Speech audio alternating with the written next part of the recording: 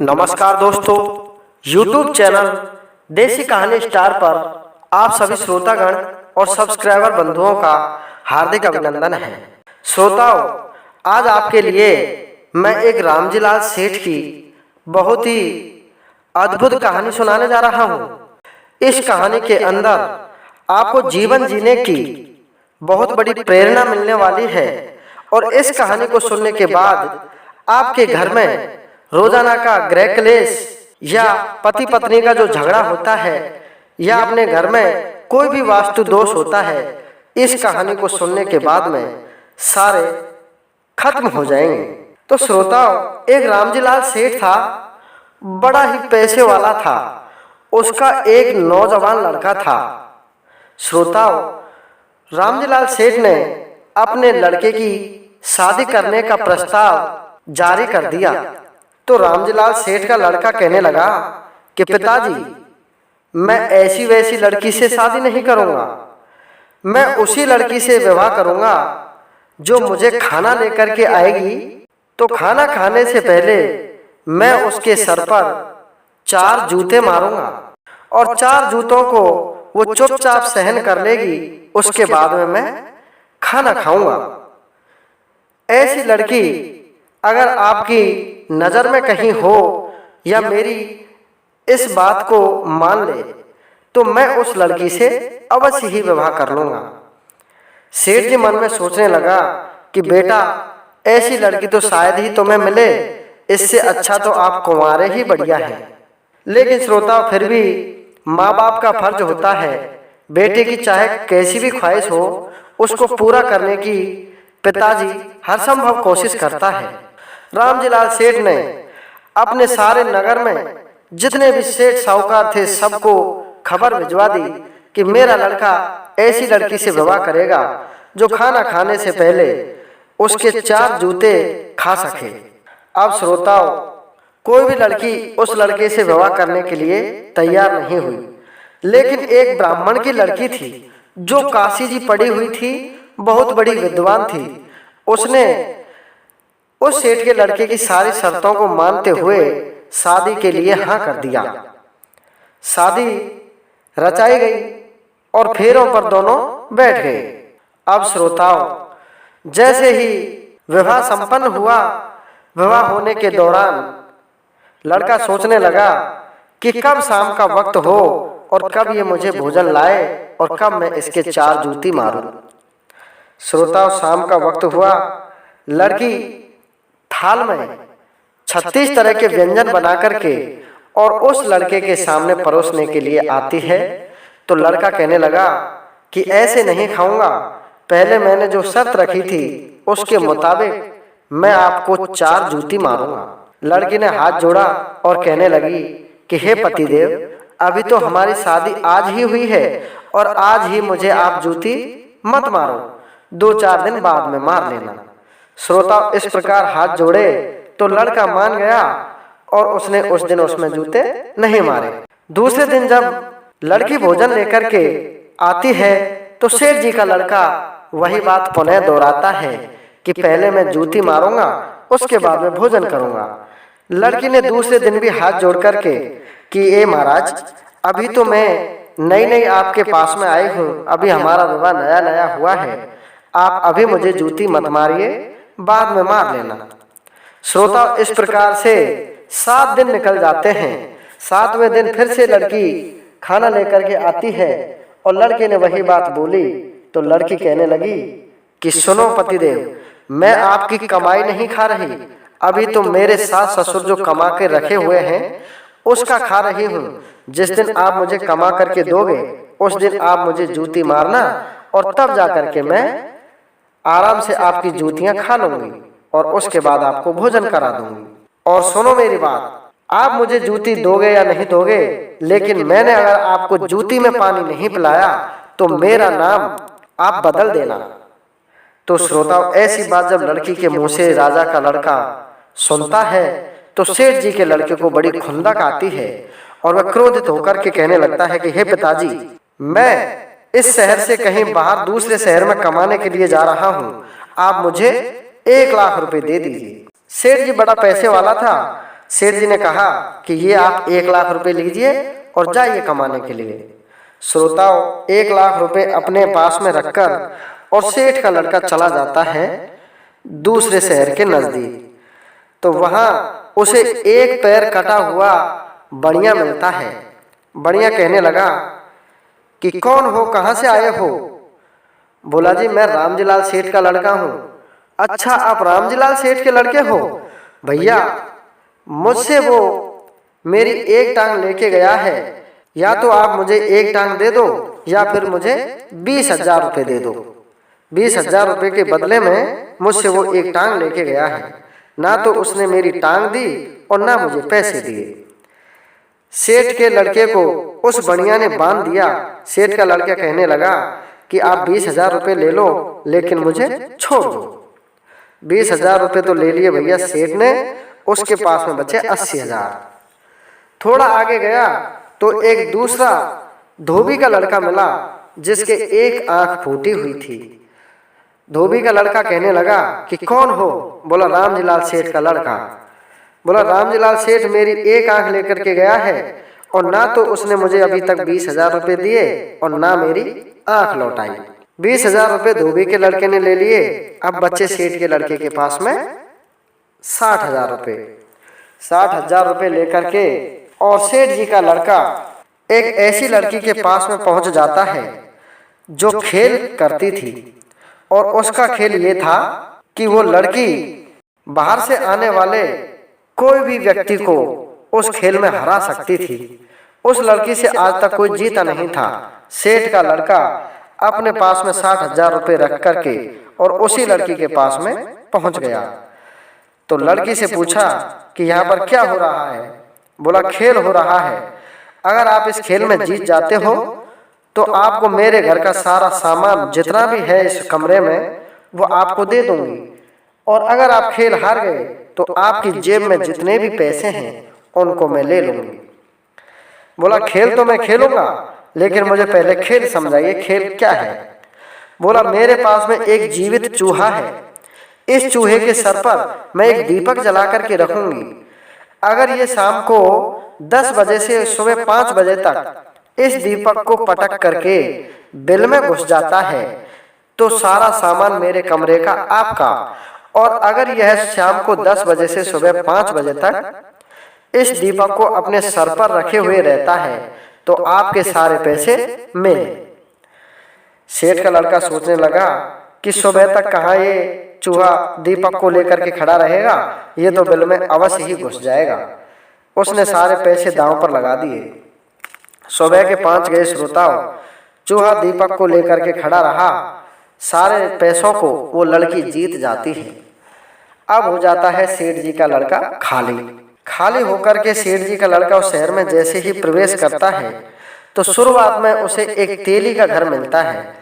तेली के घर पर तेल की पिलाई हो रही थी।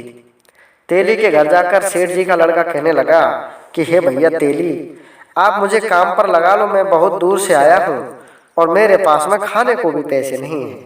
तेली के घर पर सेठ का लड़का कोलू चलाता और अपना जीवन यापन करता। महीने 2 महीने बाद में उसने एक चिट्ठी लिखी अपने माता पिता के लिए, और उस चिट्ठी में लिखा कि हे मेरे प्रिय माता पिता, मैं सारे दिन छाया में काम करता हूँ, छाया में रहता हूँ और छाया में सोता हूँ। ना तो मुझे कोई ज़्यादा काम करना पड़ता और मैं आराम से कॉपी पेन चलाता हूँ। मेरा बही खाते का काम है और मुझे अच्छा खासा पैसा भी मिलता है। श्रोता, जैसे ही उसने चिट्ठी लिख करके डाली, उसके माता पिता ने उस चिट्ठी को पढ़ा तो वे बहुत प्रसन्न हुए। अब श्रोताओं, माता पिता तो प्रसन्न हुए, लेकिन जो लड़की थी वो बहुत विद्वान थी। उसने उस चिट्ठी को पढ़ा तो देखा उस चिट्ठी के कॉर्नरों पर जहां जहां से हाथ से उसने उस चिट्ठी को पकड़ा वो तेल में सनी हुई थी। तेल में सनी हुई चिट्ठी को देख करके लड़की अपने मन में समझ जाती है कि कहीं ना कहीं कोई तेली के यहाँ तेल पीलने का काम यह अवश्य कर रहा है। उसने अपने सास ससुर से कहा कि सुनो माता पिताओं, मेरे पति देव यहाँ है नहीं और वो जब तक आएंगे तब तक मैं मेरे पीहर को चली जाती हूँ। सेठ जी ने रथ वैली को जोड़ा और उस लड़की को भैली में बैठा करके एक सारथी उसके साथ में भेज दिया और 2 बैल जोड़ करके चल देती है सेठ जी की लड़की उसी शहर की तरफ। रास्ते में श्रोताओं, वो लड़की उस सारथी से कहने लगती है कि हे बाबा, आप मेरे पिताजी के समान हो और मैं आपकी पुत्री के समान। मैं जो भी कार्य करूंगी उसे आप अपने मन में रखना, किसी को बताना मत। बूढ़े सारथी ने हाँ कर दिया और कहने लगा कि बेटी, मुझे क्या मतलब, आप कुछ भी करो, मैं आपको कुछ नहीं कहने वाला। रास्ते में एक मुर्दा पड़ा हुआ था। मुर्दे की एक टांग को उस लड़की ने काटा और अपने गाड़े में पटक लिया। थोड़ा आगे चलने पर उसे एक हिरण मरा हुआ मिला। उस हिरण की एक आंख को निकाला और अपनी गाड़ी में रख लिया। थोड़ी दूर और आगे चली तो उस लड़की को एक बिल्ली का छोटा सा बच्चा मिला। उस लड़की ने उस बिल्ली के बच्चे को अपने थैले में रख लिया और चेन बंद कर ली। श्रोताओ, सबसे पहले वह लड़की उसी बनिया के पास में जाती है जिसने सर्वप्रथम उस सेठ के लड़के से 20,000 रुपये लिए। एक टांग को निकाला और उस सेठ जी के पास में रख दिया और कहने लगा, लाओ हमारे 20,000 रुपये। सेठ जी ने 20,000 रुपये दे दिए और उसको उसकी टांग दे दी। थोड़ी दूर जाने के बाद में उस धोबी के लड़के के पास में जाती है जिसने उस सेठ जी से 20,000 रुपये आंख के बदले में लिए थे। हिरण की आंख को अपने थैले में से निकाला और उस लड़के को दिया और कहा, लाओ हमारे 20,000 रुपये। गाड़ी चलाने वाला साथी यह देखकर आश्चर्यचकित हुआ कि भाई ये क्या क्या कारनामे कर रही है। अब श्रोताओं, वो लड़की उसी शहर में पहुंच जाती है जहां पर उसका पति काम कर रहा था और उसी शहर में वो खेल करने वाली लड़की होती है। उस शहर में जाकर के एक किराए का घर लेती है। वहां अपने बैलगाड़ी को खोल करके और बैलों को आराम कराती है। अब श्रोताओं, लड़की अपना जनाना वेश उतार करके मर्दाने कपड़े पहन लेती है और मर्दाने कपड़ों में उसी लड़की के पास में पहुंच जाती है। लड़की से कहने लगती है कि क्या कर रही हो। लड़की बोली कि यहाँ पर खेल होता है, अगर ये चूहा इस दियो को लेकर के बिल में घुस जाता है तो सारा सामान और सारे पैसे, इस कमरे में जितना भी सामान है, जितने भी पैसे रखे हुए हैं, वो सब आपके। और अगर यह चूहा इसी स्थान पर शाम को 10 बजे से सुबह 5 बजे तक रहता है तो आपके पास में जितने भी पैसे हैं वो मेरे। बोले मेरे पास में 40,000 रुपये हैं। बोला ठीक है, तो आप आराम से शर्त लगा लीजिए। श्रोताओं, खेल चलता रहा और चूहा दीपक को अपने सर पर रख करके बैठा रहा। रात्रि के जैसे ही 12 बजे तो उस लड़की ने अपने थैले की थोड़ी सी चेन खोली और उस बिल्ली के बच्चे का मुंह बाहर निकाल दिया। जैसे ही चूहे को बिल्ली के बच्चे का मुंह दिखा और तुरंत उसने दिया पटका और बिल में घुस गया। लड़की बोली आप शर्त में हार चुकी हो। अब आपके पास में जितने भी पैसे हैं और आपके इस घर में जितना भी सामान है वो मेरा हुआ। बोली ठीक है जी, मैं बिल्कुल शर्त हार चुकी हूँ। ये सारा पैसा और सारे सामान इस कमरे में जो है वो आपके।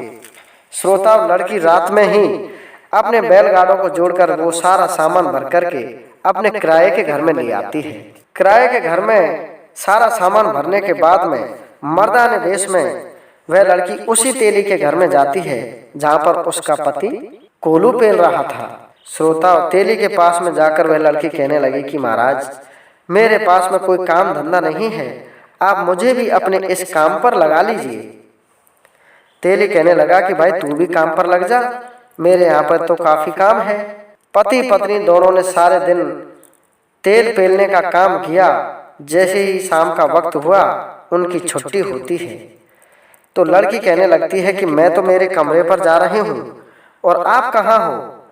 तो वह कहने लगा कि भैया मैं तो यहीं पर सो जाऊंगा, मेरे पास में तो कोई कमरा नहीं है जिस पे जाके मैं सो सकूं। तो मर्दाने वेश में वह लड़की कहने लगी कि यार मेरे साथ में आप मेरे कमरे पे चलिए, सुबह नहा धो करके और हम दोनों इस तेली के पास में वापस काम करने के लिए आ जाएंगे। आराम से मेरे पास में सोने के लिए पलंग वगैरह है और पंखे लगे हुए हैं, हम दोनों आराम से विश्राम कर लेंगे। उसकी बातों में आकर के सेठ जी का लड़का उसी के किराए के घर में आकर आराम करने के लिए आ जाता है। श्रोता, खाना बना करके खा पी करके और दोनों एक कमरे में सो जाते हैं। लड़की बड़ी चालाक थी।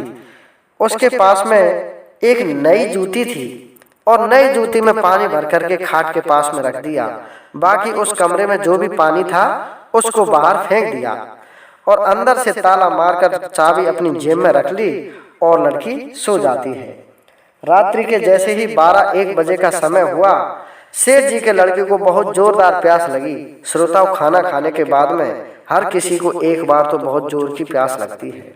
उसने खड़े होकर के इधर उधर देखा कि अंदर से ताला बंद है और पानी की कहीं भी कोई व्यवस्था नहीं है। वो थक हार करके वापस उसी खाट पर बैठ गया जिस पर वो सोया हुआ था। तो उसकी निगाह उसी जूती पर पड़ती है जिसमें नितरा हुआ पानी भरा हुआ था।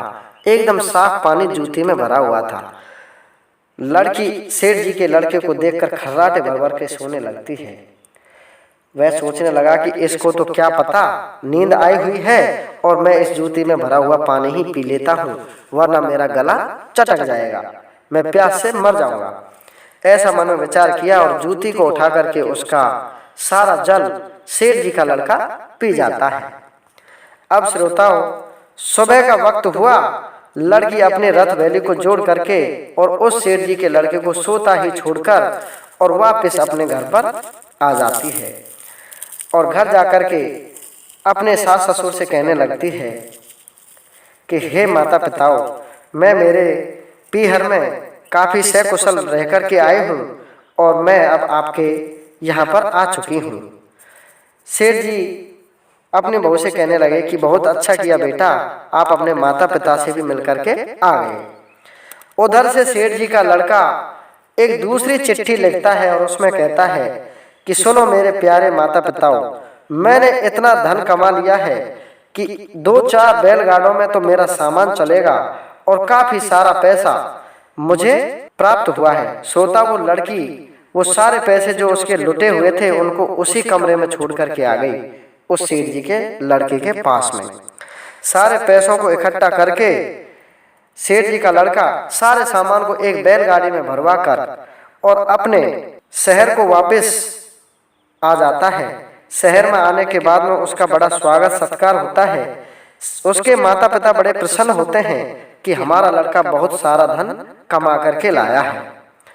अब श्रोताओं, सेठ जी का लड़का सोचने लगता है कि कब रात्रि हो और कब मुझे वो भोजन खिलाए और कब मैं उसको 4 जूते मारूं। जैसे ही रात का वक्त हुआ, लड़की ने 3600 प्रकार के व्यंजन बनाए अपने पति देव के लिए और एक कांसी की थाली में सारे मिष्ठान घाल करके और उन्हें परोसने के लिए जैसे ही आई, सेठ जी का लड़का बोला कि ऐसे भोजन नहीं करूंगा, पहले मैं 4 जूती आपके सर पे मारूंगा, उसके बाद में भोजन करूंगा।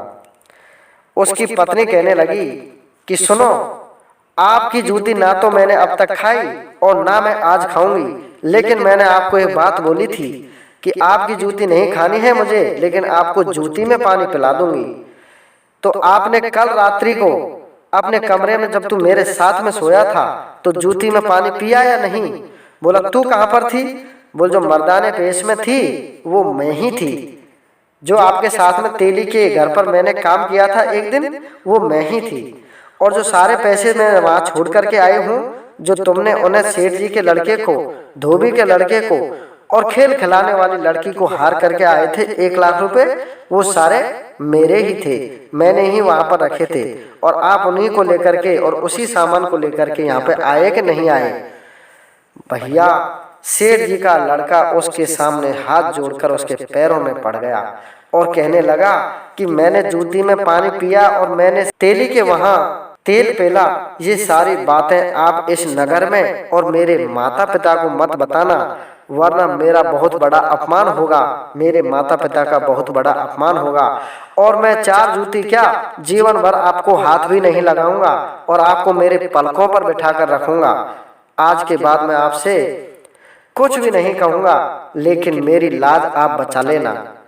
लड़की पढ़ी लिखी थी, उसने कहा कि आप मेरे सामने ऐसे हाथ मत जोड़ो, मैं पागल नहीं हूँ जो अपने ही पति की बदनामी और दूसरों के सामने करूंगी, लेकिन आज के बाद में आप ऐसी हरकत कभी मत करना। श्रोताओं, इस कहानी से हमें यही शिक्षा मिलती है कि हमारे घर में कोई भी औरत सीधी सादी हो, उसका हमें कभी अपमान नहीं करना चाहिए। अगर हम उन्हें इज्जत से रखेंगे तो हमारे घर की औरत भी हमें दोगुनी इज्जत देगी। वो हमारे घर का अपमान कभी भी किसी दूसरे के सामने नहीं करेगी, ना ही किसी दूसरे को अपने घर का कोई भेद बताएगी। इसलिए श्रोताओं, ये सारी कहानी अपने माता पिता को जरूर सुनाएं, अपनी पत्नी को अवश्य सुनाएं। धन्यवाद। जय हिंद, जय भारत।